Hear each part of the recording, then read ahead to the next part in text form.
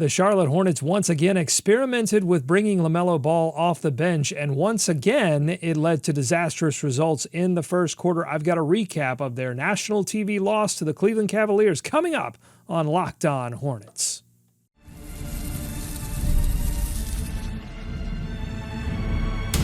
You are Locked On Hornets, your daily Charlotte Hornets podcast.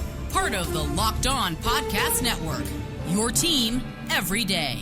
In a minute, cuz we live.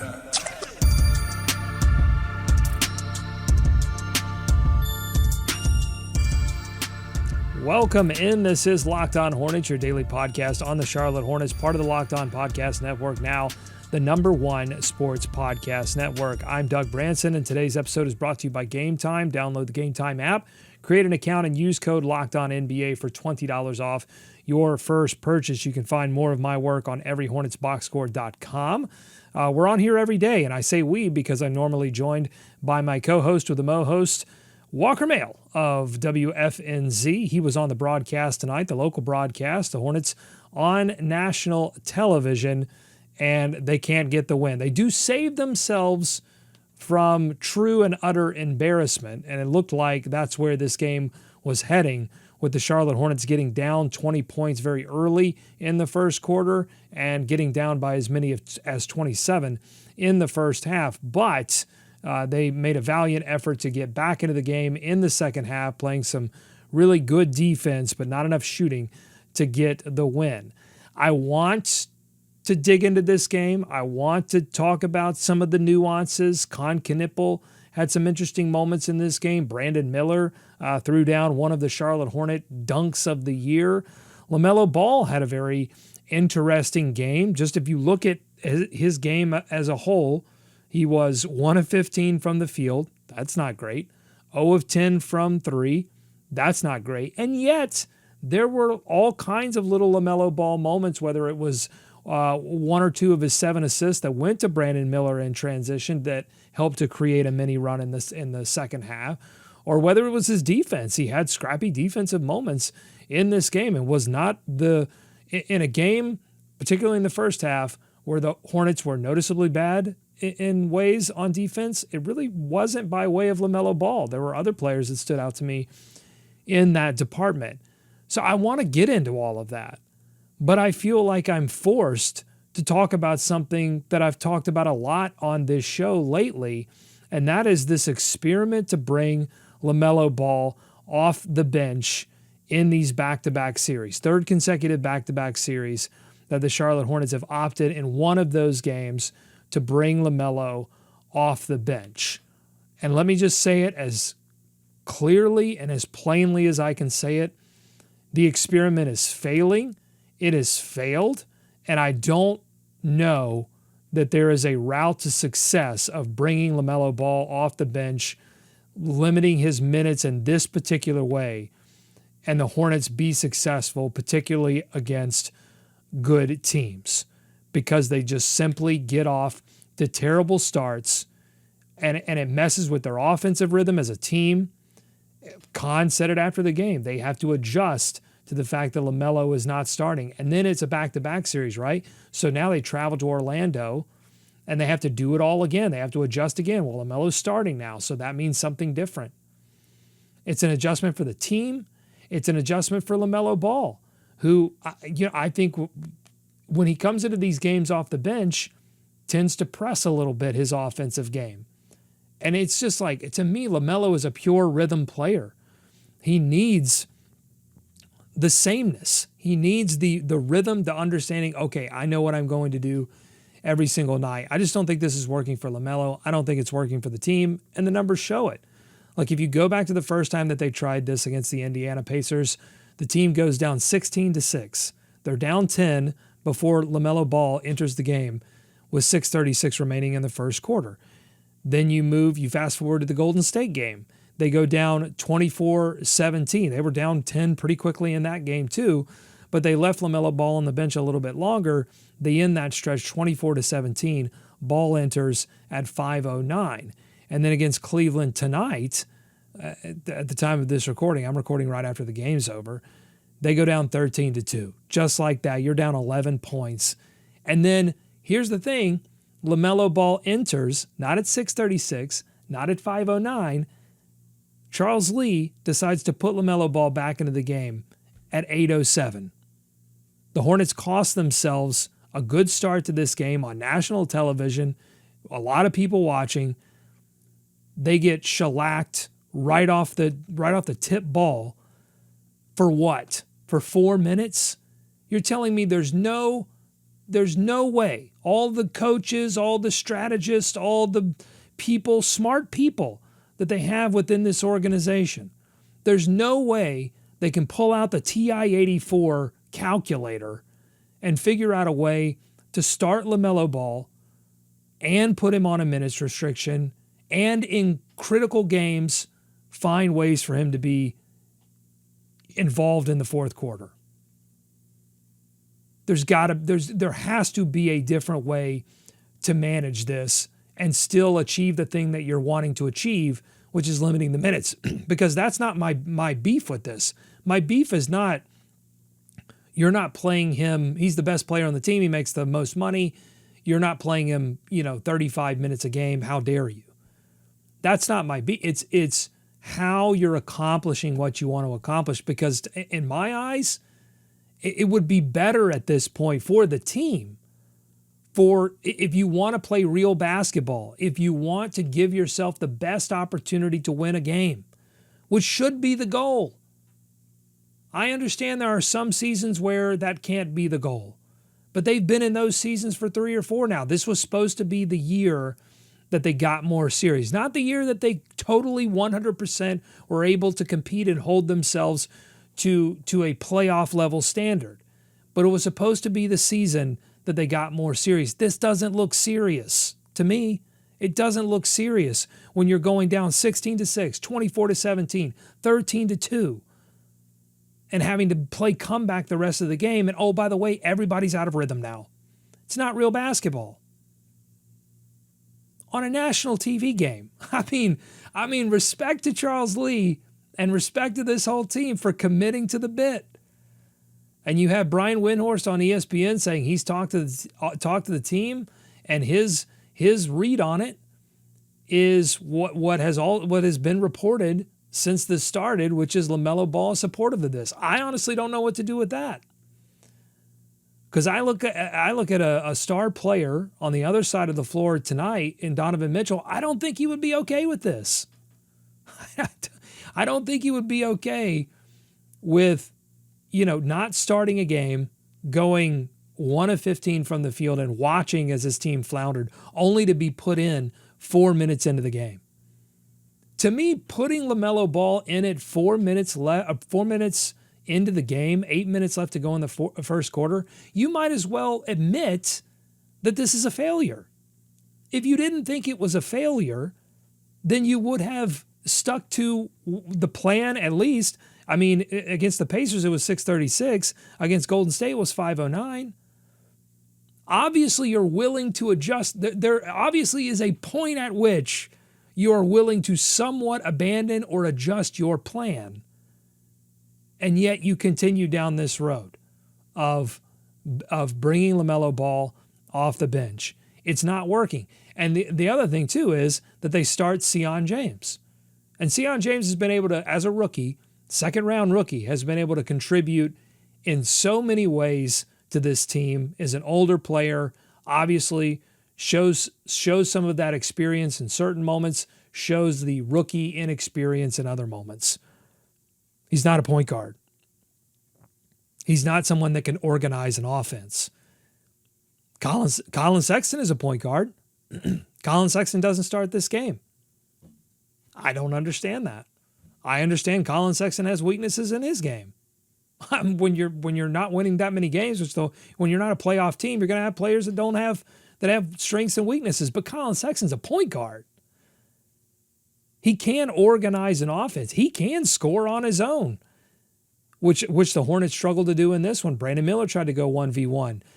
Miles Bridges tried to go 1v1. Con Knipple tried to, because that's what these possessions end up evolving or devolving into without LaMelo Ball on the floor. Because what LaMelo Ball can do with his pass and what LaMelo Ball can do just dragging the defense in one direction or another, sets up everyone else.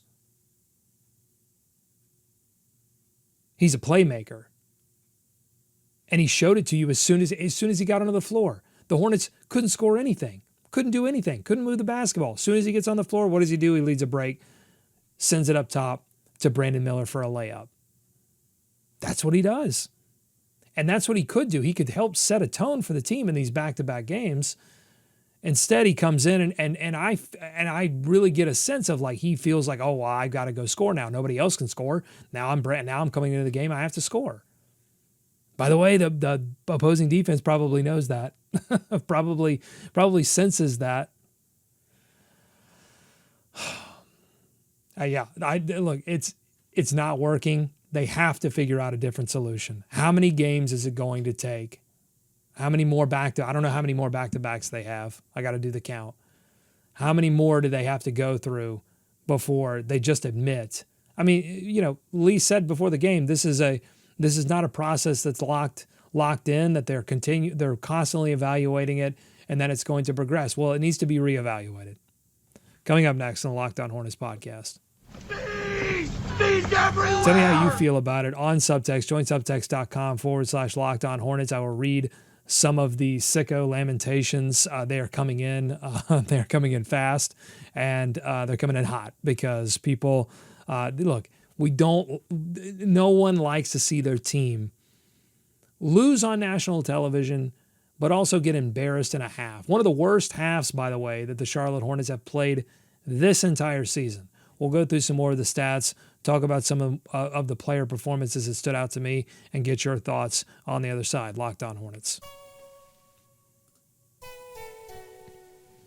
Today's episode of Locked On Hornets is brought to you by our good friends at FanDuel.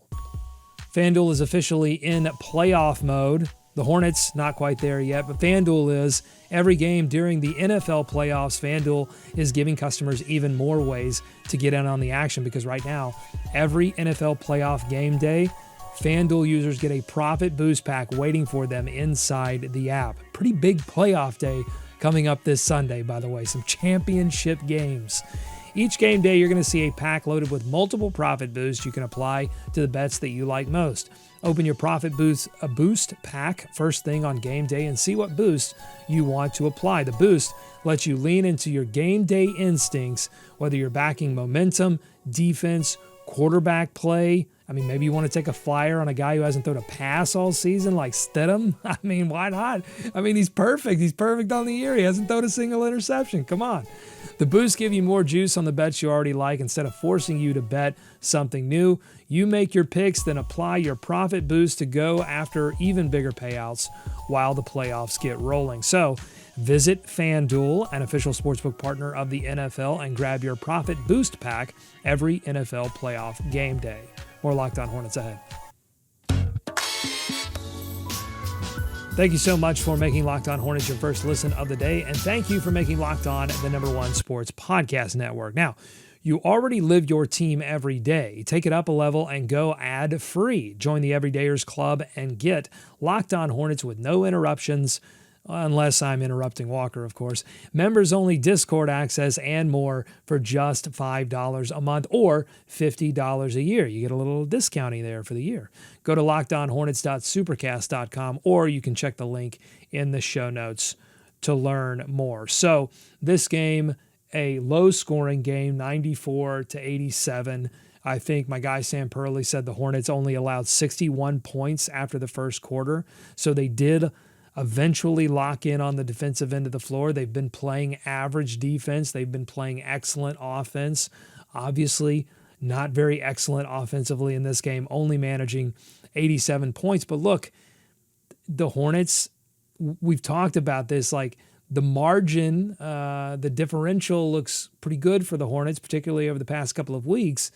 But the swings have been wild. This team is still learning how to perform on a nightly basis, learn how to win, but at the same time, they've got roster deficiencies that make that difficult. In this game, it was all about the center position. Your top two game score leaders for the Cleveland Cavaliers, Jared Allen, center, Evan Mobley, power forward.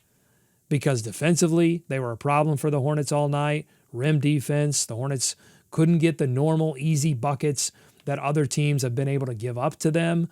Those, Kalkbrenner catching it right around the rim. Jared Allen wasn't having any of that. Knipel's drives, LaMelo's drives, open three-point shots that all of a sudden didn't become so open. The step back at the very end of the game by Knipel that could have brought the game within one possession was stifled by Evan Mobley, a freak defensive player of the year, getting out to Knipel and forcing an air ball. But not only that, offensively, it was good too. But for them, offensively, it was all about the guard penetration that happened from Donovan Mitchell, from Tomlin, from Tyson, who was all over the floor in this one. Neither team played really a deep rotation. I mean, they stuck to 7-8 guys for most of this game with a little sprinkling, of Porter and Proctor and a little bit of Hunter for Cleveland. And then for Charlotte, you got a little bit of Kalkbrenner at 15 minutes. Their rotation was a little bit more spread out.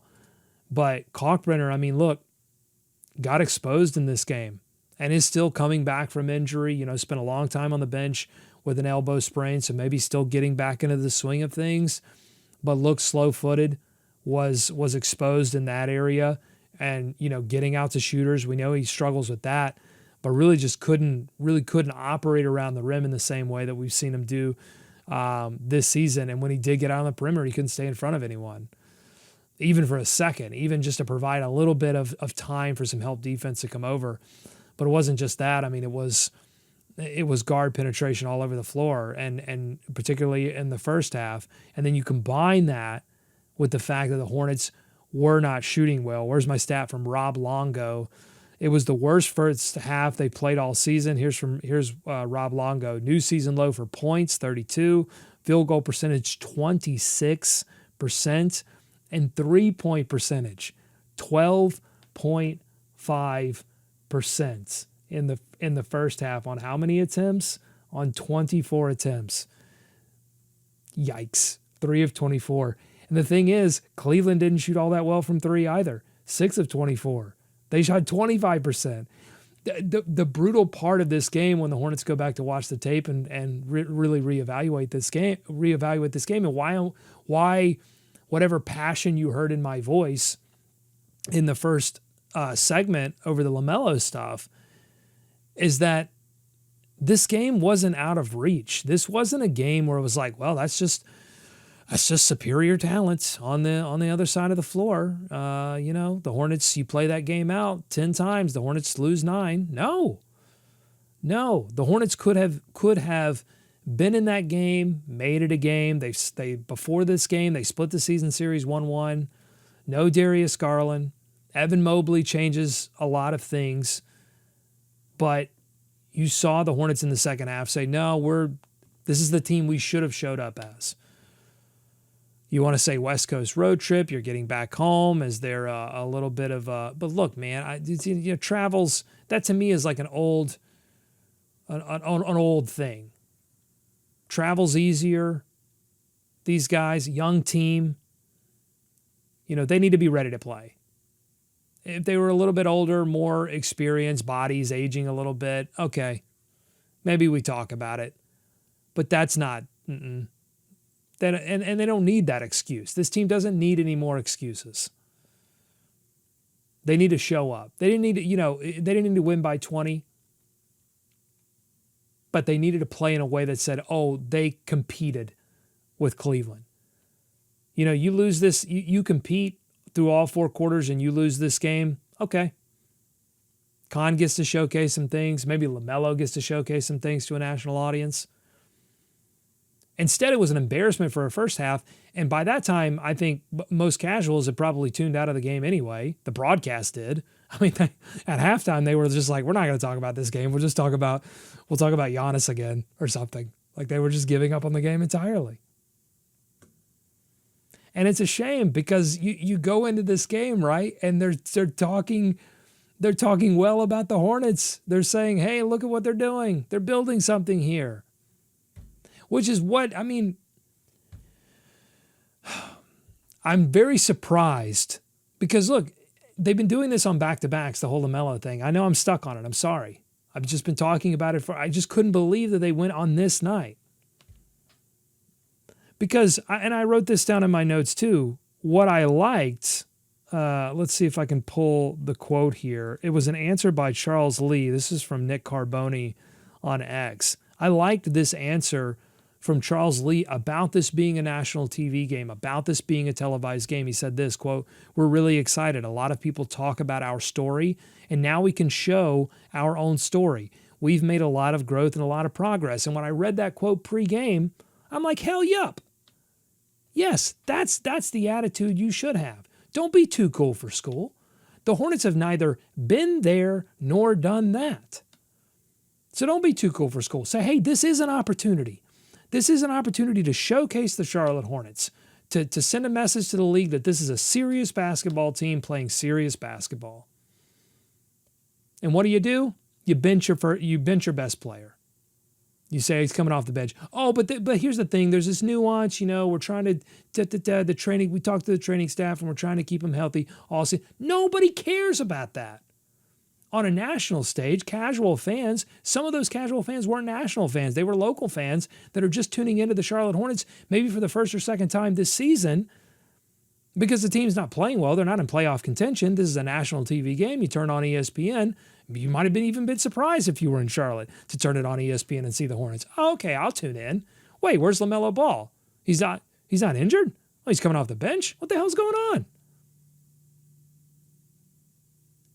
The front office and the team itself have taken so many opportunities to get easy wins. Savvy trades, retiring Del Curry's jersey, so many easy wins.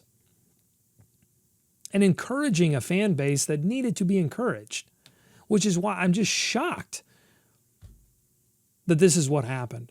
And I honestly, I don't know what it is. I don't know if it's people overthinking this, training staff or other influences overriding a coaching staff desires to hey, here's the thing that I think can win us this basketball game, and someone else comes into the room and says, well, remember what we talked about, and okay, fine. I don't know what's going on, but it's weird. It's weird and it's not working.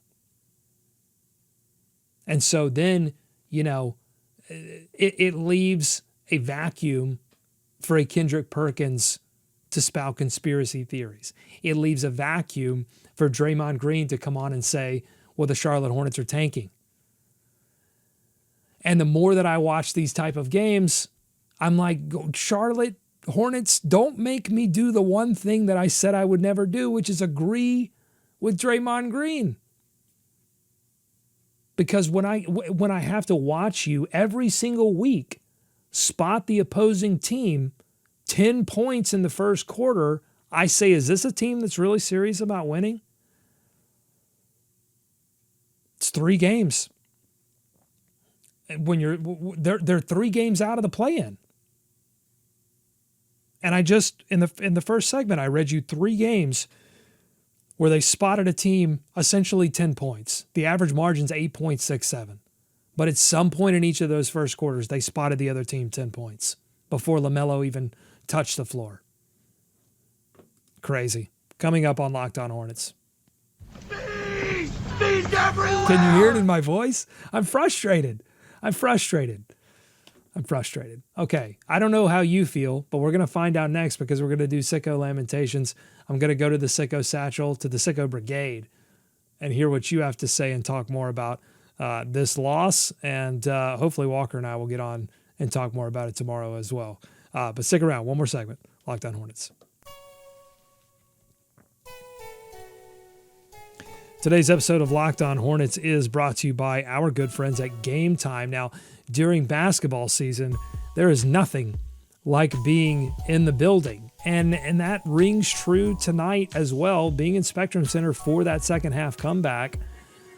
And the Boo Birds. I heard the Boo Birds. That's passion. I like that. I mean, boo this whole charade that we saw. Charade. Is it a charade or charade? Boo this whole thing. The energy. You got to love it. The crowd. that first big run that gets everyone on their feet. Fans want to be there for these moments, not stuck refreshing screens or guessing what tickets are really going to cost. That's where Gametime comes in.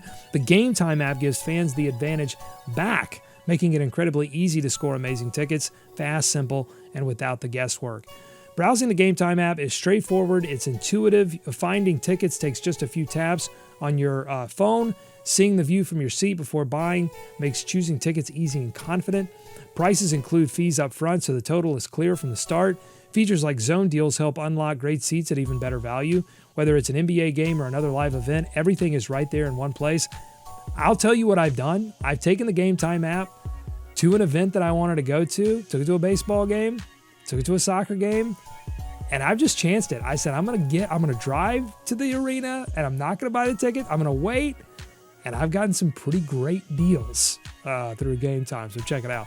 Take the guesswork out of buying NBA tickets with Gametime. Download the Gametime app, create an account, and use code LOCKEDONNBA for $20 off your first purchase. Terms apply. Again, create an account and redeem code LOCKEDONNBA for $20 off. More Locked On Hornets ahead. Last segment here on Locked On Hornets. I want to do some sicko lamentations, and I'm going to have to pull it up here. But you can join the sicko lamentations by joining us on joinsubtext.com/Locked On Hornets. It is our sicko brigade. It's direct text access to me, but it's also just a way for you to vent or celebrate when they win. Let's go first to... This is Andrew from the 31st Rambus Brigade. It says, I don't know much about science, but I'm pretty sure this experiment has failed. Free LaMelo. That said, I was proud to see them punch back in the second half. You can tell the Hornets don't want to lose. The effort is there, but they still struggle to find ways to win when the pressure is on. Yeah, I don't know. Look, I don't remember many Hornets teams that I felt wanted to lose from a player perspective. Now, the whole, front office idea can facilitate losing, but I don't know any teams that have wanted to lose. But this team does feel in particular like it wants to win. And I think that's what made the first half so disheartening, is that it's like you weren't being given the tools. Look, if I want to get a good night's rest, and I do, I love a good night's rest. If I want to do that, there's so many ways that I could do that. I could be responsible. I could go to bed on time. I could not stay up, and binge, Firefly or some other series that I want to check out. Watch The Office for the 900th time. Like, there's so many ways that I could go to sleep. Or I could go downstairs and take a stainless steel pan and bang myself over the head. Sure. Both the responsible and the other experiment, it's an experiment. If I bang myself over the head with a stainless steel pan, will I go to sleep? The answer is probably yes. But in the but in the short term and the long term, am I doing damage? Are you doing damage to Con Knippel saying, hey, we're kind of fooling around with these minutes with the star player? It kind of fools around with you too, because like a lot of what you've learned so far is how to play with LaMelo Ball. Like playing with LaMelo Ball, it's not playing with Colin Sexton. It's not playing with Moussa Diabate. It's playing with someone that you have to adjust with and adjust to. So yeah, good thought there by Andrew from the 31st Rambus Brigade. This is from Anita of the 24th Plumlee Division. Is 3 games enough of a sample size to say this isn't working? Appreciate them trying something new, but come on. On a positive note, I thought the ESPN color commentators had some nice things to say about our team in spite of it all. Yes, I agree with Anita on the second account. Like, I felt like ESPN, Legs, Breen, even Richard Jefferson. I like Richard Jefferson. I know he rubs some people the wrong way. Not me. I like his goofiness. I like a little goofiness next to Breen and next to Legs, because that's the thing. Like, I like goofiness when it's accompanied by also smart basketball analysis, which I appreciate from Legs. I like the segment that they did pregame with Con Knippel, where Con was showing them how this whole, they do this a lot. They run him on, they call them brush screens or ghost screens, where, Con kind of gives the ball handler defender, it's not really a pick so much as it is just like a little brush, like a little soft wind, like a little feather going across their back to say, hey, I'm here, but now I'm not. And it makes Khan's defender have to make a choice, which what Khan kind of talked through here. Like Khan's defender now has to decide, do I stay with the ball handler or do I go with Khan? And if in that split second, that defender hesitates, Khan Knippel has the release time where he can get up a three. So he's showing all of that off, but ESPN facilitating that happening was super cool. Having legs there to talk through it was great. So ESPN, kudos to them. They are improving the packaging. It's not all the way there, but they are improving the packaging. And then on the sample size thing, look, I mean, they're only doing this on back-to-backs. So this is kind of the sample size that we have, but I'll just go back to what I said in the second segment. Like, sample size be damned when you're in the middle of a season. You've got to make quick adjustments, because if you're interested in making a play-in, because you're only a couple of games out of the play-in, and these wins and losses matter. Every game has to matter. All right, let's go to another one. They're all going to be on the same subject, I fear. Roger, 23rd Trey Mann division, says, Doug, I can't take another game with LaMelo coming off the bench. We get too far down at the start, and before he comes back in the game, the ripple effect of him not starting the game is devastating to the offense. And this one from Mitch of the 19th Sneed Squadron. I've got a need for Sneed. Can't yell. Baby sleeping. I don't get it, Mitch says. When they play the starting lineup that they've talked about wanting to see more of before making any decisions, they're 8-1. Any other starting lineup is just as bad as the past few years. See what you have and let us watch the team we love, Mitch says in all caps. Yeah.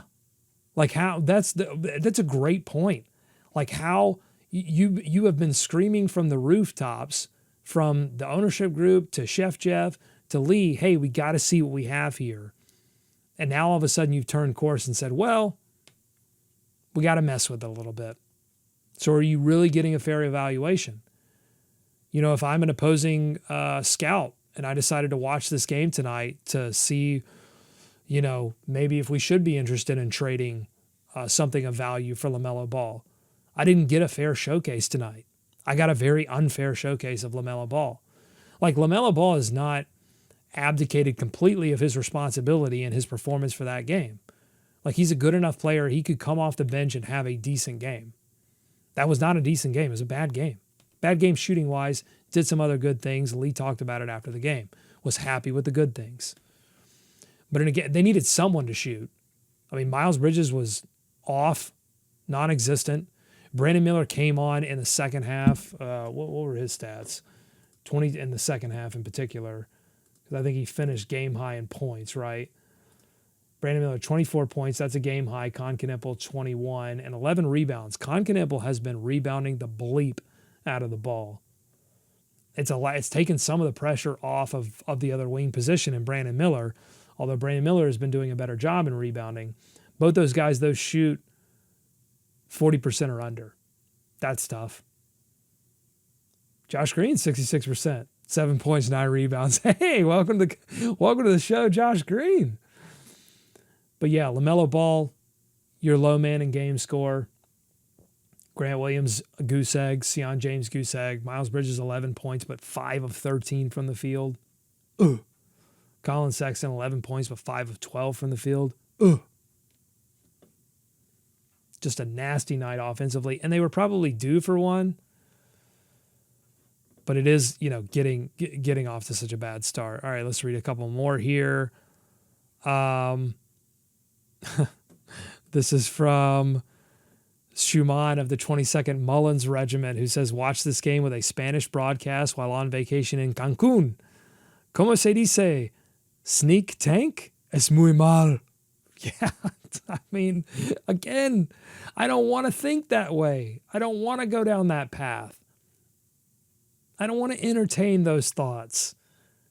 But you're forcing me to. You're forcing me to agree with Draymond Green. You're forcing me to even give some credence, some audience to Kendrick Perkins when stuff like this is happening.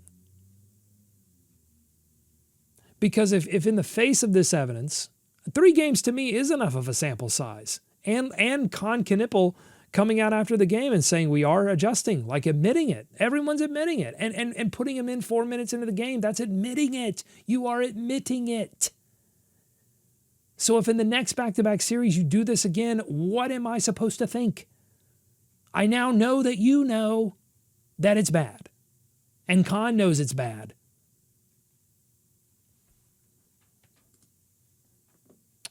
We are, this one is from, I don't have a nickname for this one. Let's see. Oh, here we go. David of the Desanya Jop division, the Joppers, the hella Joppers.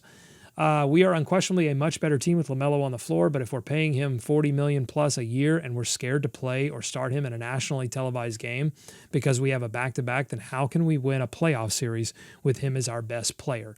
So Lee did talk about this a little bit before the game. He said, look, this, I'm paraphrasing a lot here, but essentially it's not a locked-in thing. This isn't a forever thing. It seemed to me like he was saying this isn't a forever thing. They're constantly evaluating it. And that, this will evolve. But will it evolve this season? Will it evolve next season? Will he even be on the team next season? So much of this is up in the air. And that's where it's difficult to sort of like, I feel for people who like want to be fans of this team and think about like, what's this team's identity and how will they progress and what can they look like next season? Because it's like, I don't know. And they're so wildly different night to night in terms of their identity, in terms of their performance. It's so wildly different. I don't know. I feel for the sickos out there, but I appreciate everyone. Let me read 2 more here because they did submit, and I only have 2 more here. Waxed Up Will from the 30-second Bayless New Orleans company says, very sad. It looks like they may not go 500 at this rate. Yeah, it's a pretty good. I mean, if you want to go to FanDuel and bet that, I wouldn't stop you. Let's go to Luke from the 7th Lynn Legion. For the love of God, please don't load manage LaMelo on our only nationally televised game. So sad. I can't believe it. I mean, incredible commitment to the bit. Incredible commitment on a nationally televised game. You couldn't have done that against Orlando? Like, why not just do it against Orlando? Why do it against Cleveland on national TV? I think Cleveland might even have been a more winnable game than the Magic game. Because you're traveling to Orlando. This is a home game. Do this in front of your home crowd on a nationally televised game. I don't know. Either Walker and I are going to come back on here tomorrow and try to figure this out. Thanks so much for making us your first listen every single day. Thanks for supporting our sponsors. Thanks for supporting WFNZ, Wes and Walker, 12 to 3. Thanks for supporting Every Hornets Boxscore.com. And thank you for making Locked On Hornets and the Locked On Podcast Network. We're the number 1 Hornets podcast. And Locked On Podcast Network, they're the number 1 podcast network. And you know why? Not because of me. Not because of Walker. It's because of you. Because you're supporting the show. And we appreciate it. All right, until next time. Go Hornets. Go America. Let's swarm Charlotte.